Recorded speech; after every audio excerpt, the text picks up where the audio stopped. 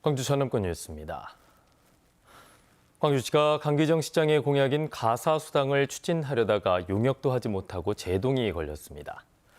경제활동을 하지 않고 가사를 전담하는 시민들의 노동가치를 인정해서 수당을 주자는 취지였는데요.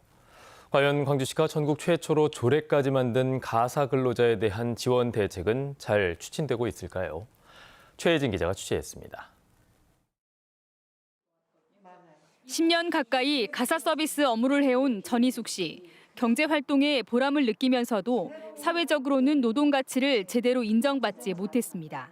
긍지를 갖고 하는데 이 청소 자체를 사람들이 너무 그냥 제일 아랫단계 그런 인식을 하다 보니 항상 그림자로 밑에서 그냥 남한테 내세울 것도 없이 이렇게 생활해왔던 것 같아요. 광주 지역의 가사 근로자는 비공식적으로 8,000명 정도로 추산됩니다. 이들의 고용 여건을 개선하기 위해 가사 근로자법이 제정됐고 광주시는 전국 최초로 가사 근로자 조례를 만들었습니다. 광주시장이 가사 근로자의 고용 조건과 노동 인권을 개선하고 정책과 재정도 수립할 수 있다고 돼 있습니다. 법과 조례는 있지만 실질적인 지원책은 아직 갈 길이 멉니다. 정부 인증을 받아야 가사 근로자법을 적용받을 수 있지만 업체들의 부담이 커서 광주에는 아직 신청한 곳이 한 곳도 없습니다. 가사 근로자를 위한 교육이나 보험료 지원 등의 정책도 아이디어 수준에 그치고 있습니다. 이런 상황에서 광주시가 가사 수당 지급부터 꺼내든 것은 성급했다는 지적이 나옵니다. 산업이 활성화되면 어찌됐건 고용이 늘어나고 그 서비스를 받는 분들은 좋은 일이잖아요. 근데 가사 수당을 주게 되면 그 산업의 서비스를 제공하신 분들하고 약간의 배치되는 상황이 될 수가 있다. 선심성으로 비춰지고 역효과 우려도 있습니다. 정책이 오히려 경제활동을 못하게 하는 그런 것도 조장할 수 있는 부분도 충분히 있을 수 있습니다. 또 한편으로는 가사노동의 가치를 충분히 인정을 해야 되는 그런 부분도 있고요. 공청회와 포럼을 통해 가사 수당을 논의해가겠다는 광주시. 가사 노동의 가치와 산업화에 대한 종합적인 검토가 필요한 시점입니다. KBS 뉴스 최진입니다. 광주 공무원노조 대표자 협의회가 최근 행정사무검사에서 일부 시의원이 업무상 과실을 언급하는 등 고압적인 갑질 행태를 보였다며 광주시의회 의장의 공개 사과를 촉구했습니다. 이에 대해 광주시의회 교육문화위원회는 일부 간부 공무원들의 답변 태도 등에 문제가 있었고 감사 과정에서 발언 수위가 높아질 수는 있지만 갑질은 아니라고 밝혔습니다. 공무원 노조는 또 문제의 영상을 삭제했다가 다시 복구한 의혹이 있다고 주장했지만 시의회는 편집업체의 단순한 실수일 뿐 고의로 삭제한 것은 아니라고 해명했습니다. 전국에서 철새의 고병원성 조류 인플루엔자 AI 검출이 잇따르고 있는 가운데 강진만과 순천만의 야생조류 사체에서도 AI 항원이 나왔습니다. 철새 이동이 크게 늘고 AI 발생 시기가 빨라지면서 축산농가와 방역당국의 긴장감도 커지고 있습니다. 박지성 기자의 보도입니다. 방역 차량이 줄을 지어가며 도로를 집중 소독합니다. 순천만에서 발견된 흑두루미의 사체에서 H5형 AI 항원이 나오면서 긴급 방역에 들어간 겁니다. 지난 11일 고니 폐사체에서 AI 항원이 검출된 강진만도 발견 지점의 출입을 통제하는 등 고병원성 확진에 버금가는 대응을 하고 있습니다. 매일 소독 실시하고 있고요. 또 가금 농장에 대해서는 상황 전파를 신속하게 해서 오염된 물질들이 가금 농장에 진입이 되지 않도록. 지금까지 철새의 고병원성 AI가 확인된 곳은 전국 7개 시도 20건입니다. 이 가운데 경북과 충북, 전북은 닭과 오리 농장 12곳의 발생까지 이어졌습니다. 이게 발생이 계속 되어 와서 열심히 방역을 하면서도 불안해하고 농가들이 지금 그런 상태로서 노심초사하고 있는 중이죠. 지난해보다 엿새 빨라진 철새의 AI 항원 검출은 시베리아 지역 기온 급강하로 예년보다 배가량 많은 철새가 넘어온 것이 영향을 미친 것으로 추정됩니다. 게다가 고병원성 AI 전파 위험이 큰 오리류의 철새 비중이 예년보다 늘어난 70% 이상으로 분석되고 있습니다.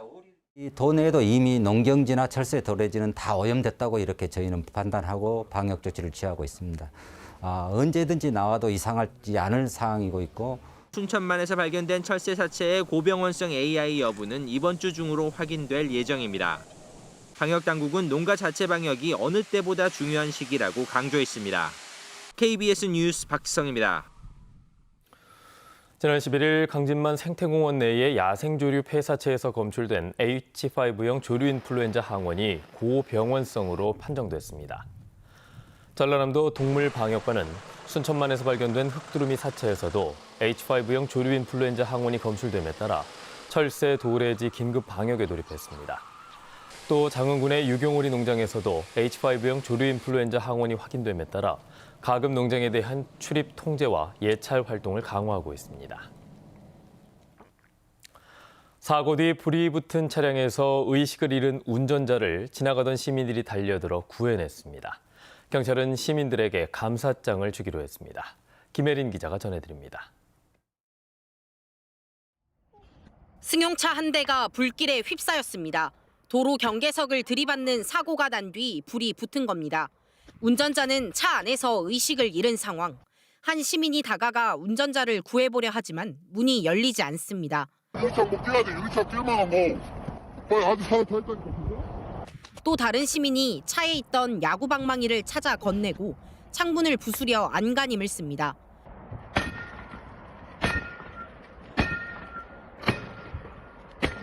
뒤이어 소방대가 도착하고 소방관들이 폭발 위험이 있다며 물러서라고 소리칩니다. 하지만 시민들은 끝까지 포기하지 않았고 결국 운전자는 도움에 나선 시민의 손을 잡고 차에서 빠져나왔습니다.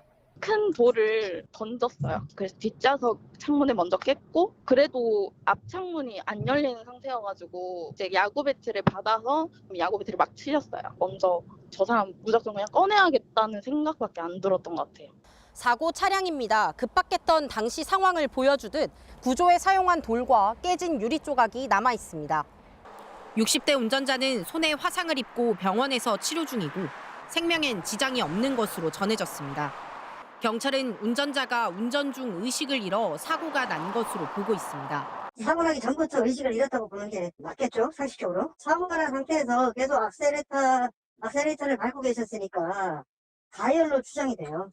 경찰은 정확한 사고 경위를 조사하는 한편 구조에 동참한 시민들에게 감사장을 수여하기로 했습니다. KBS 뉴스 김혜린입니다. 파업으로 차질을 빚었던 목포 시내버스의 운행이 오늘 새벽부터 정상화됐습니다. 목포시장과 이한철 태완역의 대표 등이 어제 만나서 시내버스 파업을 철회하고 오늘 오전 5시부터 모든 노선을 정상 운행하기로 합의했습니다. 합의에 따라 노조 측이 요구한 올해 임금 인상안은 3.2%로 결정되고 버스 회사 측은 올해 말까지 특단의 경영 개선안을 만들어서 목포시와 협의할 예정입니다. 현대 3호중공업이 건조한 18만 톤급 LNG 이중연료 추진 살물선이 정부로부터 세계 인류 상품에 선정됐습니다. 산업통상자원부는 현대 3호중공업이 18만 톤급 LNG 이중연료 추진 살물선을 세계 최초로 건조했다면서 이번 세계 인류 상품 인증으로 향후 마케팅 활동에 큰 도움이 될 것으로 전망했습니다. 현대 3호중공업은 이에 앞서 LPG 운반선 등 6건도 세계 인류 상품 재인증을 획득했습니다. 목포 해양대 실습선인 세계로호가 국토 최서남단인 가거도와 제주도 남쪽 이어도를 거쳐서 독도에 이르는 3박 4일간의 자율항해에 나섰습니다.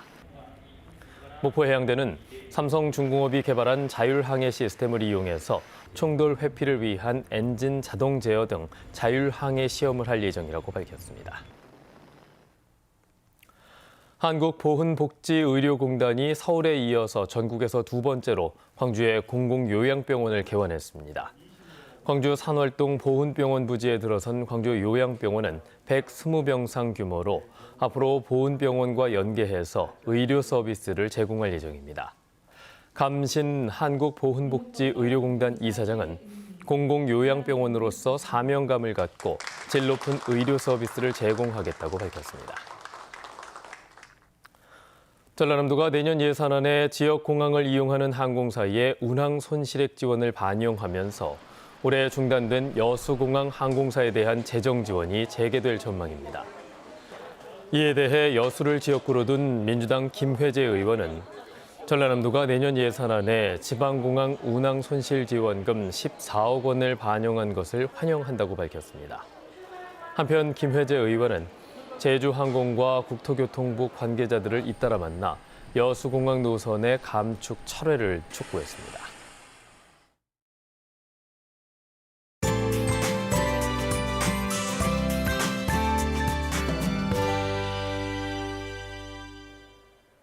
오늘 아침까지 비가 내리는 곳들이 있겠습니다. 현재는 전남 북부 지역을 중심으로 내리고 있는데요. 광주와 전남 북부 지역은 1mm 안팎, 전남 남부 지역은 빗방울 정도로 아주 약하게 내리니까요. 작은 우산 챙기시면 좋겠습니다. 예비 소집일인 오늘은 아침까지 비가 내린 뒤 차차 맑아지겠고요. 수능일인 내일은 대체로 맑겠습니다.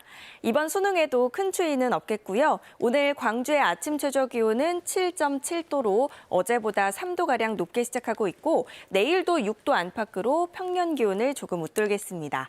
낮 기온은 오늘은 16도, 내일은 19도까지 올라 포근하겠습니다. 그래도 아침 저녁으로는 꽤 쌀쌀하기 때문에 얇은 옷을 여러 벌 챙겨 입으시는 게 좋겠습니다. 지역별 기온 자세하게 살펴보겠습니다. 아침 기온 담양과 화순 5도 등으로 어제보다는 1에서 3도가량 높지만 여전히 꽤 쌀쌀하게 시작하고 있고요. 낮 기온은 담양 17도까지 올라 온화하겠습니다. 여수의 낮 최고 기온 16도, 광양 18도로 어제와 비슷하거나 1, 2도가량 높겠습니다. 목포의 한낮 기온 16도, 강진과 해남 17도까지 오르겠고요. 신안을 비롯한 도서 지역은 15도에서 16도가 예상됩니다. 바다의 물결은 전해상에서 비교적 잔잔하겠습니다. 당분간 구름이 다소 끼겠고요. 아침에는 쌀쌀, 낮에는 온화한 일교차 큰 날씨가 이어지겠습니다. 날씨였습니다. 뉴스를 마칩니다. 여러분 고맙습니다.